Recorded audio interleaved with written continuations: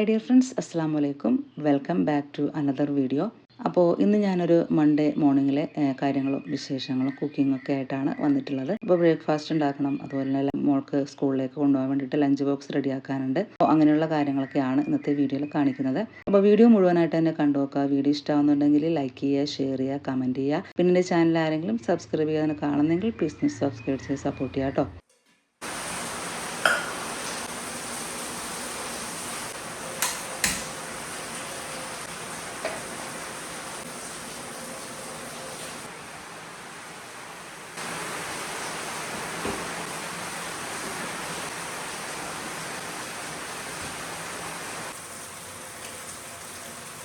ഞാനൊരു 6 മണിയൊക്കെ ആയപ്പോഴാണ് കേട്ടോ കിച്ചണിലേക്ക് കയറിയിട്ടുണ്ടായിരുന്നത്. നല്ല മഴയാണ്. ഇപ്പോൾ ഞാൻ അരിക്ക് വേണ്ടിയുള്ള വെള്ളം ഇട്ട് കൊടുത്തിട്ടുണ്ട് കേട്ടോ. എന്ത് അരിയാണ് യൂസ് ചെയ്യുന്നത്? നല്ല പെട്ടെന്ന് തന്നെ വെന്ത് കിട്ടുന്നുണ്ടല്ലോ എന്ന് ചോദിച്ചിട്ടുണ്ടായിരുന്നു. അപ്പോൾ ഇത് മദർ വടിയാണ് കേട്ടോ. അത് മട്ട റൈസ് ആണ്. ഞങ്ങളിപ്പോൾ കുറേ വർഷങ്ങളായിട്ട് ഇത് തന്നെയാണ് കേട്ടോ. അപ്പോൾ ഇത് ഞാൻ അരി ഇട്ട് കഴിഞ്ഞിട്ട് തിളച്ചതിന് ശേഷം ഒരു 5 മിനിറ്റ് കഴിയുമ്പോഴത്തേക്കും ഓഫ് ചെയ്തിട്ട് വെക്കും. ഒരു അരമണിക്കൂറോളം അങ്ങനെ ഓഫ് ചെയ്ത് വെച്ചേക്കും. അപ്പോൾ അതിലിരുന്ന് തന്നെ ഒരുവിധം അത് വെന്ത് കിട്ടും. പിന്നെ ഞാൻ ജോലിയൊക്കെ ഒന്ന് ഒതുങ്ങി കഴിയുമ്പോഴത്തേക്കും രണ്ടാമത് ഫ്ലെയിം ഓണാക്കിയിട്ട് അത് വെച്ച് കൊടുത്തിട്ട് നിറച്ച് വെള്ളം ഒഴിച്ചിട്ട് ഒന്നുകൂടെ തിളപ്പിച്ചിട്ട് ആണ് ഊറ്റിയെടുക്കുന്നത്. അപ്പോൾ തന്നെ നന്നായിട്ട് തന്നെ വെന്ത് കിട്ടും കേട്ടോ. അപ്പോൾ അങ്ങനെ അധികം സമയമൊന്നും വേണ്ട വെന്ത് കിട്ടാനായിട്ട്. വെന്ത് വന്നാൽ നല്ല ചോറാണ് കേട്ടോ ഇത് മദർവടിയുടെ.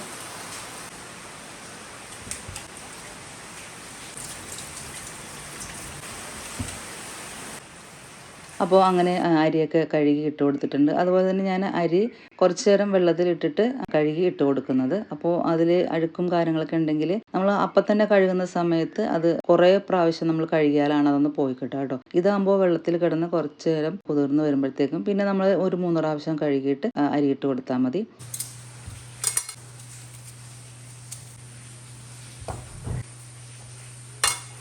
അപ്പോൾ അങ്ങനെ അതൊക്കെ കഴിഞ്ഞു. പിന്നെ ഞാൻ കുറച്ച് ബീഫ് വേവിച്ചത് ഫ്രിഡ്ജിൽ ഇരിപ്പുണ്ട് കേട്ടോ. അപ്പോൾ അതൊന്ന് റെഡിയാക്കി എടുക്കണം. പൊട്ടറ്റോ ഒന്ന് അരിഞ്ഞിട്ട് മുളക് പൊടി, മല്ലിപ്പൊടി, മഞ്ഞൾപ്പൊടിയൊക്കെ ഇട്ടിട്ട് ഒരു ചെറിയ സവാള അരിഞ്ഞിട്ട് 2 പച്ചമുളക് ഇട്ടിട്ട് പൂട്ടിട്ട് ഒന്ന് വേവിക്കാൻ വേണ്ടിയിട്ട് വെച്ചിട്ടുണ്ട് കേട്ടോ. ബീഫിൻ്റെ കുറച്ച് ബാക്കി ഉണ്ടായിരുന്നു. കുറച്ച് ഉള്ള സമയത്ത് ഞാനിതുപോലെ പൊട്ടറ്റോ ഇട്ട് വേവിച്ച് തേങ്ങാപ്പാലൊക്കെ ഒഴിച്ച് വെക്കുമ്പോൾ നല്ല കറിയായിട്ട് കിട്ടുകയും ചെയ്യും. നമ്മൾ ഉള്ളിയൊക്കെ ഇട്ടൊന്ന് മൂപ്പിച്ചെടുത്താൽ മതി. അപ്പോൾ ഞാൻ പൊട്ടറ്റോ വേവിക്കാൻ വേണ്ടിയിട്ട് വെച്ചിട്ടുണ്ടായിരുന്നു.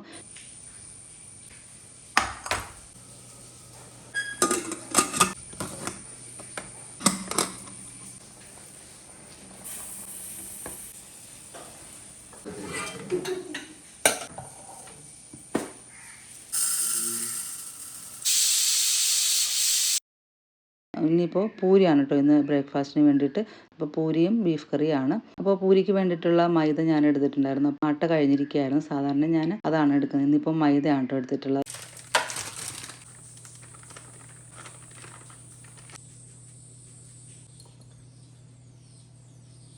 കുറച്ച് റവയും കൂടി ചേർത്തിട്ട് കുറച്ച് പാലൊഴിച്ച് കൊടുത്തിട്ടുണ്ട്. അപ്പോൾ നല്ല സോഫ്റ്റ് ആയിട്ട് കിട്ടാൻ വേണ്ടിയിട്ടാണ് കേട്ടോ പാലൊഴിക്കുന്നത്. എന്നിട്ട് ബാക്കി വെള്ളം ഒഴിച്ചിട്ടാണ് കുഴച്ചെടുത്തിട്ടുള്ളത്. ഉപ്പിട്ടിട്ട് കുഴച്ചെടുത്തിട്ടുണ്ട്. ഇനി ഒരു 10-15 മിനിറ്റ് റെസ്റ്റ് ചെയ്യാൻ വേണ്ടിയിട്ട് മാറ്റി വെച്ചിട്ടുണ്ട്.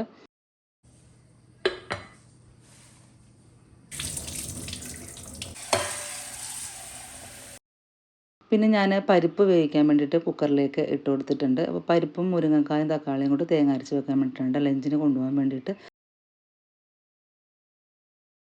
അപ്പോൾ നമ്മുടെ പൊട്ടറ്റോയൊക്കെ വെന്ത് വന്നിട്ടുണ്ടായിരുന്നു. ഒറ്റ വിസിൽ മതി.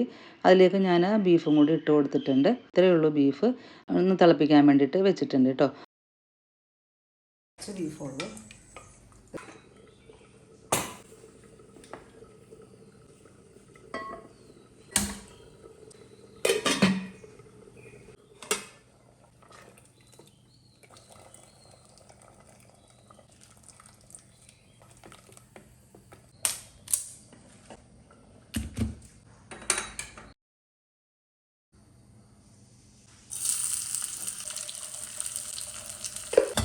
ബീഫും ഒന്ന് തിളച്ച് വന്നിട്ടുണ്ടായിരുന്നു. ഞാൻ അതിലേക്ക് തേങ്ങാപ്പാൽ ഒഴിച്ച് കൊടുത്തിട്ട് ഒന്ന് ഉള്ളിയും കൂടെ ഒന്ന് മൂപ്പിച്ച് ഒഴിച്ച് കൊടുത്തിട്ടുണ്ട്. ഇനിയിപ്പോൾ മല്ലിയിലൊക്കെ വേണമെങ്കിൽ നമുക്ക് ഇട്ട് കൊടുക്കാം കേട്ടോ. പിന്നെ ഞാൻ കുറച്ച് സോയ ഒന്ന് വേവിക്കാൻ വേണ്ടിയിട്ട് കുറച്ച് വെള്ളം തിളപ്പിക്കാൻ വേണ്ടിയിട്ട് വെച്ചിട്ടുണ്ട്. ഇനിയിപ്പോൾ നമ്മൾ വെള്ളം തിളപ്പിച്ചത് സോയയിലേക്ക് ഒഴിച്ചിട്ട് അങ്ങനെ എടുത്താൽ മതി. ഞാൻ ചെറിയൊരു ചൂടാറിയിട്ട് ഒന്ന് പിഴിഞ്ഞ് ഒന്ന് എടുത്താൽ മതി. ഫ്രൈ ചെയ്യാൻ വേണ്ടിയിട്ടാണ്. അപ്പോൾ ഞാൻ മുരിങ്ങക്കായ ഒന്ന് റെഡിയാക്കി എടുത്തിട്ടുണ്ട്. അപ്പോൾ പരിപ്പ് വെന്ത് വന്നിട്ടുണ്ടായിരുന്നു. അതിലേക്ക് മുരിങ്ങക്കായും 2 തക്കാളിയാണ് എടുത്തിട്ടുള്ളത്. ഒരു വലിയ തക്കാളിയും ഒരു ചെറിയ തക്കാളിയാണ് എടുത്തിട്ടുള്ളത്. പിന്നെ പച്ചമുളകും ഉപ്പൊക്കെ ഇട്ടിട്ട് മഞ്ഞൾപ്പൊടി ഇട്ട് വേവിക്കാൻ വേണ്ടിയിട്ട് വെച്ചിട്ടുണ്ട്. സോയ ഒന്ന് പിഴിഞ്ഞ് എടുത്തിട്ടുണ്ടായിരുന്നു. അതിലേക്ക് ഞാൻ മുളക് പൊടി, മല്ലിപ്പൊടി, മഞ്ഞൾപ്പൊടി, പിന്നെ ഇഞ്ചി വെളുത്തുള്ളി പേസ്റ്റ്, കുരുമുളക് പൊടി, പെരിഞ്ചീരകത്തിൻ്റെ പൊടി, പിന്നെ ഗരം മസാലപ്പൊടിയൊക്കെ ഇട്ടിട്ട് ഒന്ന് മാരിനേറ്റ് ചെയ്തെടുക്കുകയാണ്. പിന്നെ കോൺഫ്ലോർ കൂടി ചേർത്തിട്ടുണ്ട് കേട്ടോ. ഇനിയിപ്പോൾ കോൺഫ്ലോർ ഇല്ലാന്നുണ്ടെങ്കിൽ നമുക്ക് അരിപ്പൊടി ചേർക്കാം, അല്ലെങ്കിൽ രണ്ടും കൂടി മിക്സ് ചെയ്തിട്ട് അങ്ങനെയും ചേർക്കാം കേട്ടോ. അപ്പോൾ നമ്മൾ സാധാരണ ചിക്കനൊക്കെ ഫ്രൈ ചെയ്യാൻ വേണ്ടി മാരിനേറ്റ് ചെയ്യുമല്ലോ, അതുപോലെ ചെയ്തെടുത്തിട്ടുള്ളത്. ഞാനതിപ്പോൾ ഒരു 5 മിനിറ്റ് റെസ്റ്റ് ചെയ്യാൻ വേണ്ടിയിട്ട് മാറ്റി വെച്ചിട്ടുണ്ട്. പിന്നെ പച്ചക്കായ 2 ഇരിപ്പുണ്ടായിരുന്നു. അതും കൂടി ഞാനൊന്ന് മെഴുക്ക് പുരട്ടാൻ വേണ്ടിയിട്ട് കട്ട് ചെയ്തെടുത്തിട്ടുണ്ട്.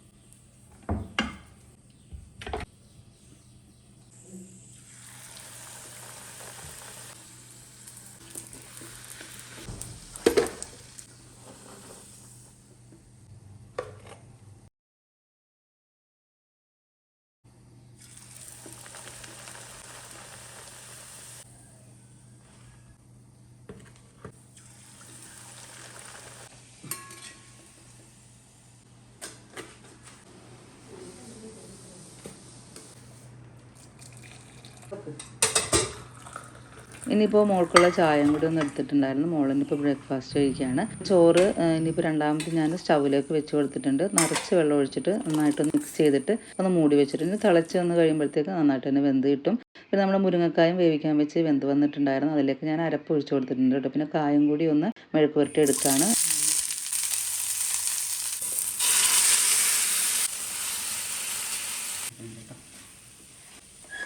ഈ തേങ്ങ അരച്ചും കൂടി ഒന്ന് താളിച്ചെടുക്കാനുണ്ട് കേട്ടോ. അപ്പോൾ തേങ്ങ അരച്ചത്, അതായത് തേങ്ങയിലേക്ക് ജീരകം, ചെറിയ ജീരകം 2-3, പിന്നെ ഉള്ളിയും മഞ്ഞൾപ്പൊടി ഇട്ടിട്ട് അരച്ചെടുത്തതാണ്. ഇനിയിപ്പോൾ അതും കൂടി ഒന്ന് താളിച്ചെടുക്കുകയാണ്.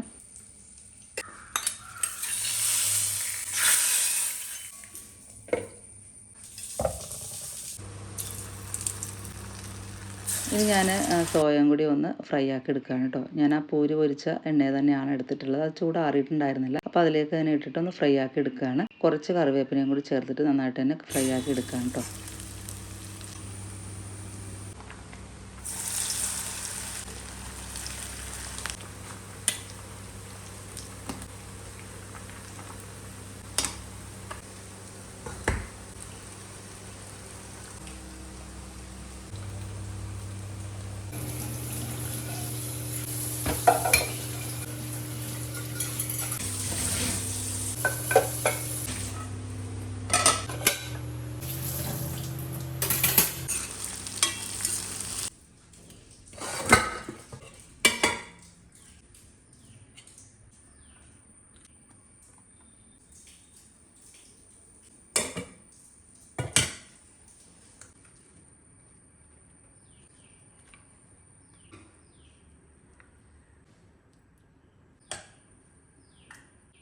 അപ്പോൾ ഇടയ്ക്ക് ഞാൻ പാത്രങ്ങളൊക്കെ കഴുകാനുള്ളതൊക്കെ ഒന്ന് കഴുകി വെച്ചിട്ടുണ്ടായിരുന്നു. ഇനിയിപ്പോൾ മോൾക്കുള്ള ലഞ്ച് ബോക്സ് ഒന്ന് റെഡിയാക്കി എടുക്കുകയാണ്. അങ്ങനെ മോള് പോയിട്ടുണ്ടായിരുന്നു.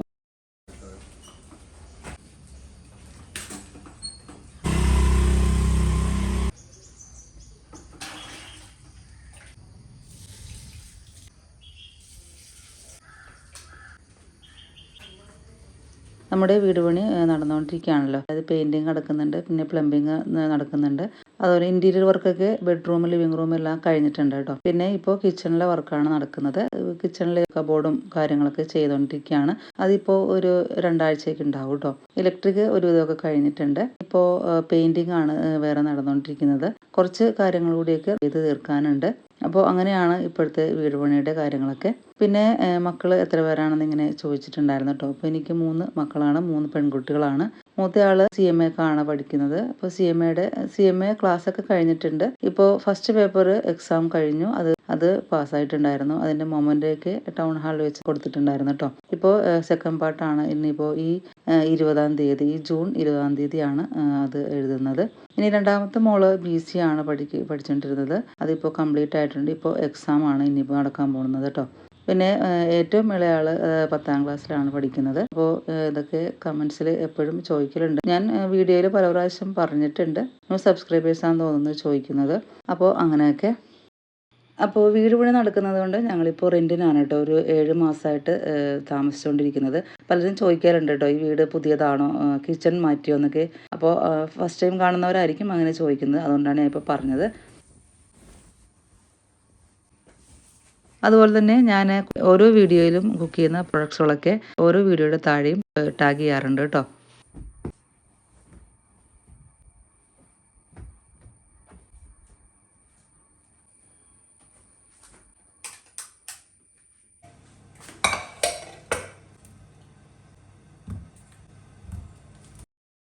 ഇനിയിപ്പോൾ ഞാൻ കുറച്ച് കട്ട്ലറ്റ് ഫ്രീസ് ചെയ്യാൻ വേണ്ടിയിട്ട് റെഡിയാക്കി എടുക്കാൻ പോവാണ് കേട്ടോ. അപ്പോൾ അതിന് വേണ്ടിയിട്ട് ഞാൻ പൊട്ടറ്റോ ഒരു 3-4 പൊട്ടറ്റോ ബോയിൽ ചെയ്യാൻ വേണ്ടിയിട്ട് വെച്ച് കൊടുത്തിട്ടുണ്ട്.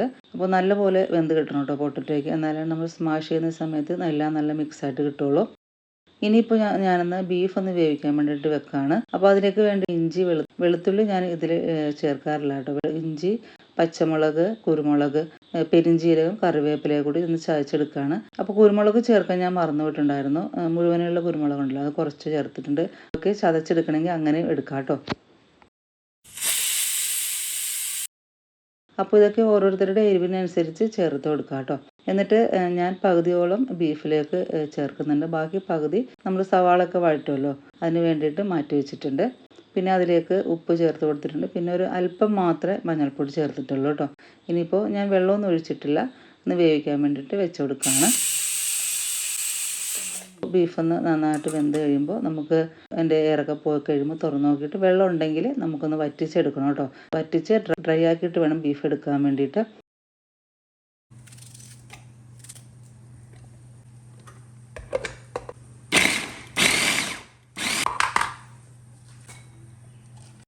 ഇനിയിപ്പോൾ അതിലേക്ക് വേണ്ടിയിട്ട് ഒരു 3-4 സവാള ഒന്ന് ക്രഷ് ചെയ്തെടുത്തിട്ടുണ്ട്. അപ്പോൾ ബീഫൊക്കെ നന്നായിട്ട് വെന്ത് വന്നിട്ടുണ്ടായിരുന്നു. കുറച്ച് വെള്ളം ഉണ്ടായിരുന്നു, അതൊക്കെ ഞാൻ നന്നായിട്ട് വറ്റിച്ച് ഡ്രൈ ആക്കി എടുത്തിട്ടുണ്ട്.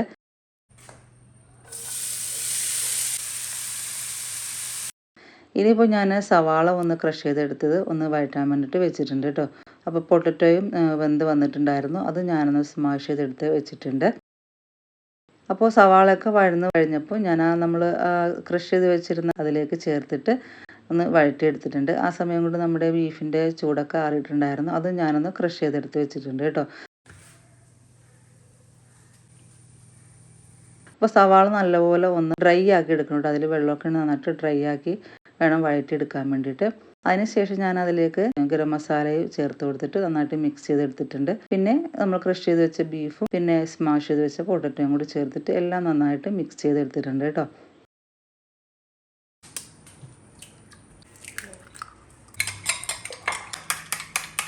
ഇനിയിപ്പോൾ നമ്മൾ എഗ്ഗ് എടുത്തിട്ടുണ്ട്, പിന്നെ ബ്രെഡ് ക്രംസ് എടുത്തിട്ടുണ്ട്. എല്ലാവർക്കും അറിയാവുന്ന പോലെ തന്നെ എഗ്ഗിൽ ഡിപ്പ് ചെയ്തിട്ട് ബ്രെഡ് ക്രംസിൽ ഡിപ്പ് ചെയ്തിട്ട് നമുക്ക് റെഡിയാക്കി എടുക്കാം.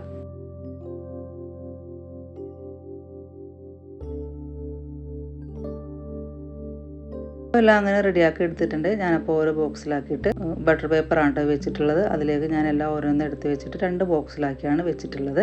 ഒരു ലെയർ വെച്ചതിന് ശേഷം ബട്ടർ പേപ്പർ വെച്ചിട്ട് പിന്നെ അതിൻ്റെ മുകളിലാണ് അടുത്ത ലെയർ വെക്കുന്നത് കേട്ടോ. ഫ്രൈ ചെയ്യുന്ന സമയത്ത് പെട്ടെന്ന് ഇട്ട് കിട്ടാനുള്ള എളുപ്പത്തിനാണ് കേട്ടോ അങ്ങനെ വെക്കുന്നത്. ഫ്രൈ ചെയ്യുന്ന സമയത്ത് 2 മണിക്കൂർ മുമ്പൊക്കെ എടുത്ത് വെച്ച് കഴിഞ്ഞാൽ നമുക്ക് പെട്ടെന്ന് തന്നെ ഫ്രൈ ചെയ്തെടുക്കാനും പറ്റും.